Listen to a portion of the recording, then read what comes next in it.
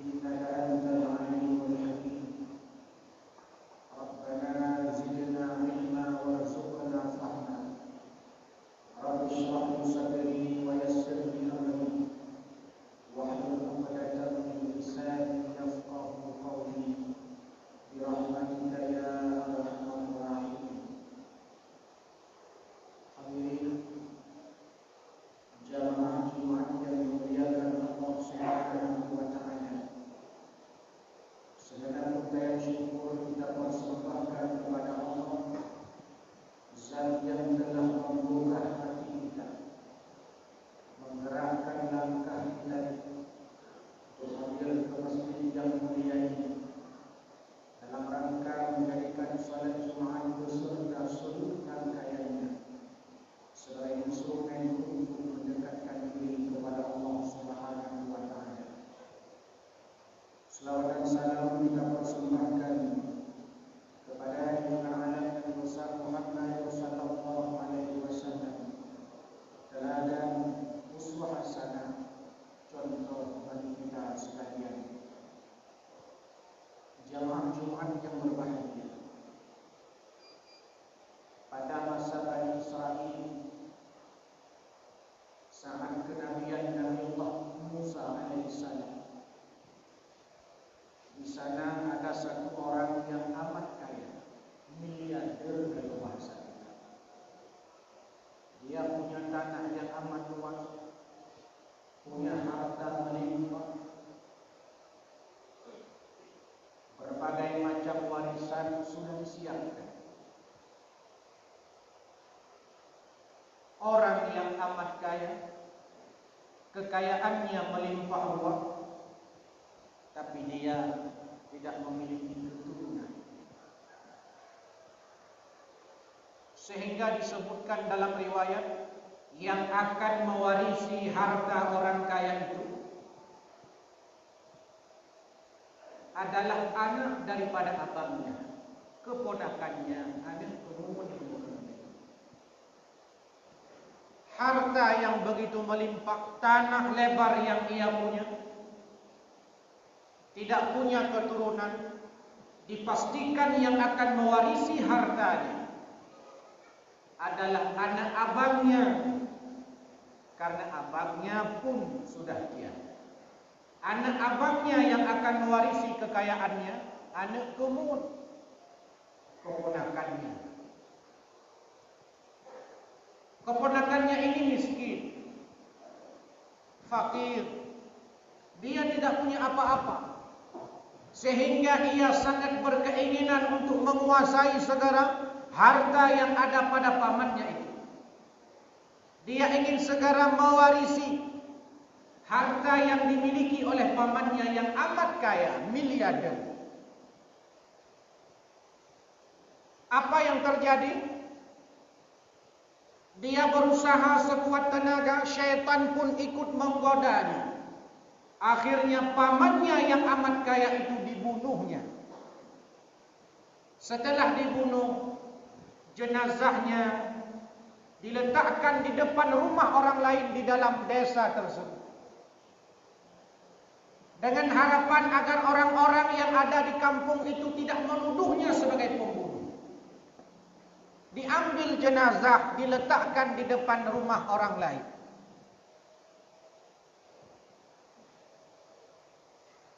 Lempar batu sembunyi tangan, tidak mau bertanggung jawab atas apa yang ia telah lakukan. Keesokan harinya, ributlah orang sekampung. Mereka saling berselisih pendapat. Siapa yang membunuh orang kaya itu? Terjadilah pro kontra. Ada yang mengatakan yang membunuhnya adalah pemilik rumah, dengan bukti ada jenazah di depan rumah. Yang lain mengatakan tidak mungkin pemilik rumah yang membunuhnya. Kalau seandainya pemilik rumah yang membunuhnya, tentu jenazah tidak diletakkan di depan rumahnya. Pasti akan dibuang ke tempat-tempat yang sulit ditemukan oleh orang lain, sehingga orang lain tidak menuduhnya sebagai pembunuh. Orang bijak di kalangan mereka datang kepada mereka lalu mengatakan, syara-syara mutuah. Hai saudara-saudaraku, bukankah di kaum kita ini ada seorang utusan Allah namanya Musa alaihi salam? Dia kan utusan Allah, dia kan utusan Tuhan. Kenapa kita tidak lapor saja sama Musa? Biar Musa bertanya kepada Tuhannya, siapa yang membunuh jenazah ini?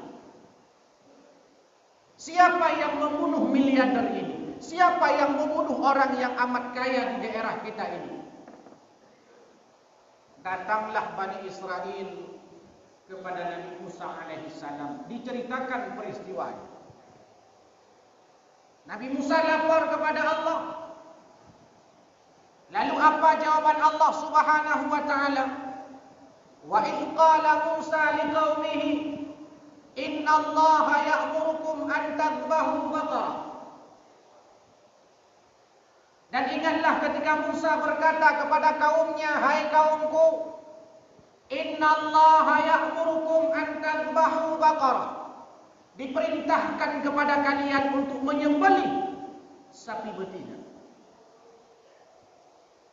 Qalu atattakhiduna huzwa, kata mereka. Hai Musa, apakah engkau ingin mengolok-olok kami? Apakah engkau ingin menghina kami? Kami hanya ingin tahu siapa yang membunuh orang kaya ini, bukan soal sembelih sapi betina. Kenapa pertanyaan tidak sesuai dengan jawaban? Kenapa harapan tidak sesuai dengan yang kita minta? Kami hanya ingin tahu, wahai Musa, tanyakan kepada Tuhanmu. Tanyakan kepada Tuhanmu siapa yang membunuhnya? Siapa yang membunuh orang kaya ini? Bukan soal menyembelih sapi betina. Sehingga mereka mengatakan, atattakhiduna huzwa. Apakah engkau ingin menghina kami, Musa? Apakah engkau ingin mencelakakan kami, Musa? Apakah engkau ingin mengolok-olok kami, Musa? Kata Nabi Musa, qala a'udzu billahi an akuna minal jahilin. Aku berlindung kepada Allah Subhanahu wa taala dari perbuatan mengolok-olok dan menipu. Setelah terjadi jawaban Allah Subhanahu wa taala untuk menyembelih sapi betina, mereka marah. Lalu mereka mengolok-olok Nabi Musa alaihi salam. Sehingga ditanyakan kepada Nabi Musa alaihi salam oleh Bani Israel, qalu ud'u lana rabbaka yubayyin lana ma hi. Qala innahu yaqulu innaha baqaratun la faridun wala bik awanun baina dzalika faf'al ma tu'maru. Hai Musa, tadi Tuhanmu kan menyuruh kami untuk menyembelih sapi betina. Ceritakan kepada kami bagaimana sifat-sifatnya. Bagaimana sifat sapi betina itu? Kata Ibnu Katsir dalam tafsirnya, pertanyaan-pertanyaan Bani Israel kepada Nabi Allah Musa alaihi salam bukan untuk mereka laksanakan, tapi hanya untuk mengolok-olok Nabi Musa alaihi salam, dan sifatnya hanya untuk bertanya saja, tapi mereka tidak mau melaksanakannya. Semakin mereka bertanya, semakin mempersulit diri mereka. Bagaimana sifat sapi betina itu, wahai Musa? Lalu kata Allah dalam firman-Nya, disampaikan oleh Nabi Musa kepada kaumnya, yakni sapi la faridun wala bikrun. Sapi betina itu tidak terlalu tua dan tidak terlalu muda. Awalun baina dzalika faf'alu. Ya, antara itu. Tidak terlalu tua, tidak terlalu muda. Bertambah sempit. Artinya, kata Ibnu Katsir, pertanyaan ini semakin menyulitkan mereka. Setelah itu apakah mereka diam? Tidak. Mereka bertanya lagi, wahai Musa, ma launuha? Apa warnanya? Dijawab oleh Allah Subhanahu wa taala, innaha baqaratun safra'u faqi'un launuha. Hai, sembelihlah sapi yang sapi itu warnanya safra'u faqi'un launuha. Warnanya kuning tua. Disebutkan warnanya, apakah mereka mengerjakannya? Tidak, mereka kembali bertanya kepada Nabi Allah Musa, qalu ud'u lana rabbaka yubayyin lana ma hi innal innal baqara tasyabaha alaina wa inna insyaallah lamuhtadun. Hai Musa, setelah sapi warnanya itu warna kuning tua, tasurrun nadhirin dan indah dipandang mata, lantas ceritakan kepada kami hakikat sapi itu, kami juga tidak tahu wahai Musa. Dijawab oleh Nabi Musa dengan firman Allah Subhanahu wa taala, "Innaha baqaratun la dhalulun tuthirul arda wa la tasqil harf, musallamatun la syiyata fiha." Sapi itu belum pernah membajak tanah. Kalau umumnya bahasa tadi. Sapi itu belum pernah membajak tanah dan sapi itu tidak cacat. Tasurrun nadhirin, indah juga dipandang mata. Setelah bertanya, apakah mereka mengerjakannya? Tidak. Inilah beda Bani Israel dengan sahabat Nabi sallallahu alaihi wasallam. Bani Israel karakternya hanya bertanya. Buat temanyong amalan dikerjakan. Asaina pengajian temanyong panna pengajian ini temanyong dutanyong kon tu gamai. Itu karakter Bani Israel. Beda dengan sahabat Nabi ketika bertanya kepada Rasulullah tentang suatu ibadah, mereka bukan hanya sekedar bertanya. Mereka setelah bertanya, setelah ingin tahu, dapat informasi tentang suatu amalan, mereka ingin mengamalkan apa yang disampaikan oleh Nabi.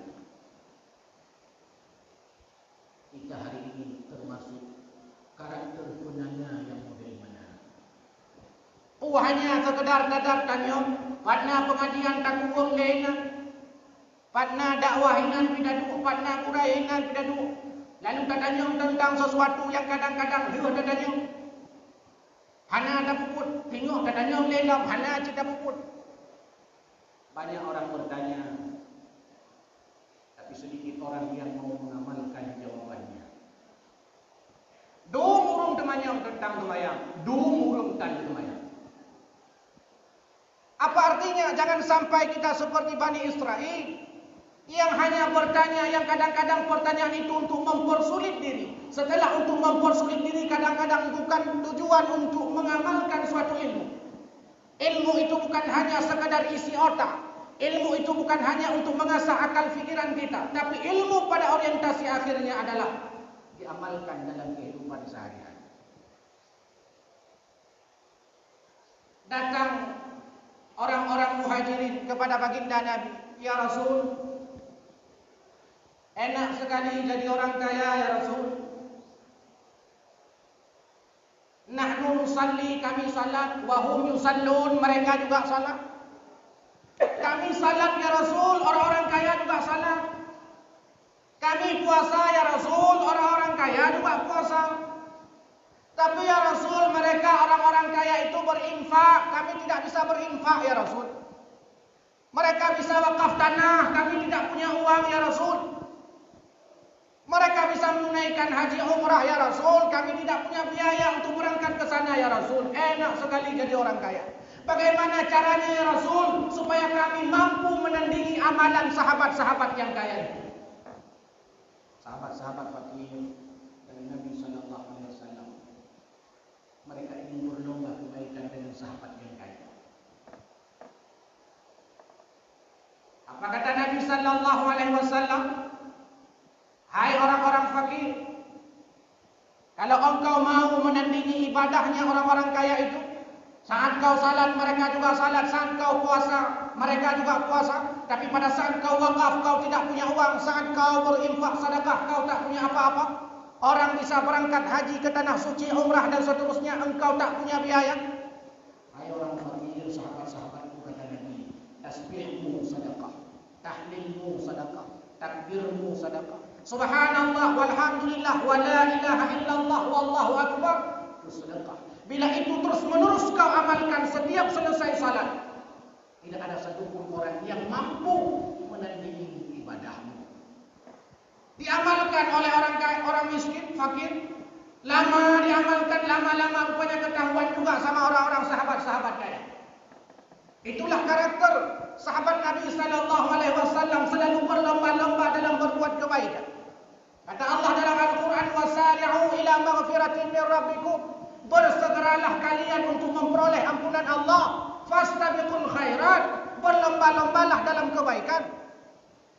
Dicontohkan oleh para sahabat bagaimana mereka berlomba-lomba dalam kebaikan.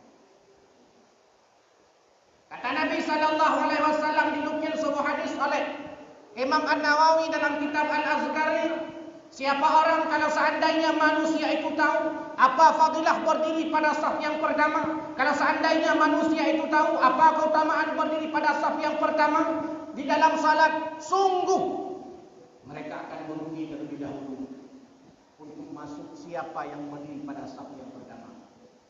Berlomba-lomba para sahabat dalam berbuat kebaikan.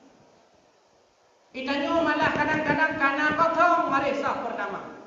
Lebih dulu kan ada memdraw atau gop dapat silakan kita memdraw ada di mana. Begitu model kita kadang-kadang. Padahal ibadah-ibadah yang sifatnya ibadah-ibadah yang dianjurkan Allah kepada kita fardhu ain, dahulukanlah diri pribadi. Tapi bantuan sosial dan lain-lainnya, dahulukanlah orang lain. Bukan malah kebalikannya. Tengah dadang-dadang tu semayang, tiba-tiba terus mulain kan dan tu semayang gerau nilai dan tu semayang gerau nilai. Terus kita tu gerau nilai. Itu papi pokok dia tu. Oh gerau nilai. Mestinya dia yang berlomba-lomba, biar aku dulu yang berwudu. Bila ada saf kosong, segera dia merapat. Nyukan ini gerau nilai benar. Pajan yang budak-budak jauh di dalam ibadah. Nyan berdua pilih. Wadah kena bantuan, nyan bertanya ini. Maka aneh kadang-kadang kehidupan sosial kita. Ketika pemerintah mengumumkan bahawa orang-orang yang terdampak COVID dapat bantuan, semua orang mengaku kena COVID. Ketika pemerintah mengumumkan bahawa orang-orang yang belum ada pekerjaan dapat uang prakerja, semua mengaku tak ada kerja. Lalu pemerintah juga mengumumkan siapa yang memiliki usaha mikro dapat bantuan modal usaha, semua mengaku pengusaha. Inilah sebab di antara kenapa data terbaru Aceh masih termasuk provinsi termiskin di Sumatera. Kadang bukan kita yang miskin. Motor kadang-kadang naik rumah Honda nak kebawah dua ilmu. Anu kena Honda, tanya nak Honda, rumah kena Honda. Tapi udah giliran bantuan, kamu orang bertunggu. Tanah dang kena, gele kena, nuhun kena, tambak kena, kerja kena. Kamu golongan-golongan belum bertunggu. Baik Jakarta. Keluar kata provinsi termiskin di Sumatera, nomor 6 di Indonesia. Lalu kita cacilah pemerintah itu. Kadang-kadang bukan kita yang miskin, tapi mental kita yang miskin. Hadirin yang berbahaya, penting untuk berlomba-lomba dalam kebaikan, seperti yang diajarkan oleh para sahabat. Mereka bertanya kepada Nabi sallallahu alaihi wasallam bukan hanya sekedar untuk ilmu pengetahuan, tapi mereka bertanya juga fungsinya adalah untuk mereka amalkan dalam kehidupan sehari-hari. Sehingga semakin banyak mereka bertanya, fas'alu ahla dzikri in kuntum la ta'lamun, kata Allah. Kalau kalian tidak tahu, tanyakanlah kepada orang-orang yang paham. Kalau kalian tak paham agama, tanyakanlah kepada orang-orang yang mengerti. Tanyakanlah kepada para ulama. Katanya Allah ba'ura bila hana hukum. Lihat katanya fungsi selanjutnya adalah kita amalkan. Semakin ada banyak, semakin amalan. Semakin banyak bertanya, semakin banyak faedah. Jangan seperti Bani Israel, banyak bertanya dengan tujuan untuk mengolong dan menghina. Dengan tujuan untuk memang tidak mau melaksanakannya. Setelah didesak berbagai macam desakan, akhirnya Bani Israel ini mau menyembelih sapi betina. Kenapa sapi yang disembelih? Kenapa enggak langsung diberitahu oleh Allah Subhanahu wa taala? Karena sapi betina itulah yang dibikin oleh Samiri, orang yang berkhianat kepada Nabi Allah Musa alaihi salam dan Nabi Harun alaihi salam. Dibikin semacam patung yang terbuat dari emas, patung sapi betina. Itulah yang mereka sembah setiap hari. Sebagai indikasi dari Allah Subhanahu wa taala, "Hai, sembelihlah patung-patungmu itu, kembalilah kepada aku, sembahlah aku."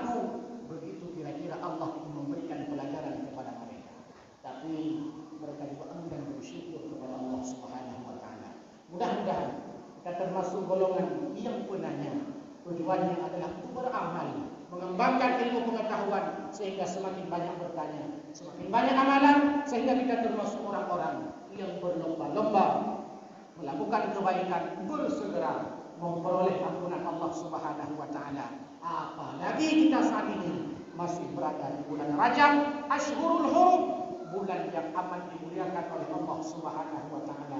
Salah satunya adalah Rajab. Perbanyaklah ibadah di bulan ini karena bulan ini bulan salah satu yang dimuliakan oleh Allah Subhanahu wa taala. Amin ya rabbal alamin. Alhamdulillahi rabbil alamin.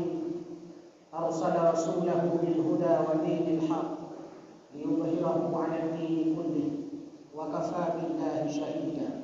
أشهد أن لا إله إلا الله وحده لا شريك له وأشهد أن محمدا عبده ورسوله لا نبي بعده. اللهم صل على سيدنا محمد وعلى آله وصحبه أجمعين ومن تبعهم بإحسان إلى يوم الدين. أما بعد فيا عباد الله اتقوا الله حق تقاته ولا تموتن إلا وأنتم مسلمون. وقال الله تعالى في كتابه الكريم: أعوذ بالله من الشيطان الرجيم. بسم الله الرحمن الرحيم. يا أيها الذين آمنوا اتقوا الله حق تقاته ولا تموتن إلا وأنتم مسلمون. صدق الله العظيم. بارك الله لي ولكم في القرآن العظيم ونفعني وإياكم بما فيه من الآيات والذكر الحكيم وتقبل مني ومنكم تلاوته إنه هو السميع البصير.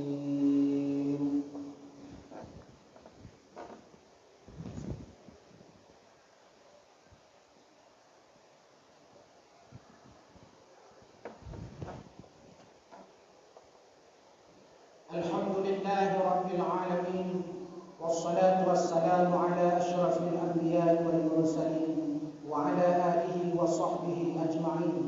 أشهد أن لا إله إلا الله وحده لا شريك له وأشهد أن محمدا عبده ورسوله لا نبي بعده. اللهم صل على سيدنا محمد وعلى آله وصحبه أجمعين ومن تبعهم بإحسان إلى يوم الدين. أما بعد فيا عباد الله أوصيني وإياكم بتقوى الله فقد فاز المتقون. وقال الله تعالى في كتابه الكريم: أعوذ بالله من الشيطان الرجيم. بسم الله الرحمن الرحيم. قل هو الله أحد الله الصمد لم يلد ولم يولد ولم يكن له كفوا أحد.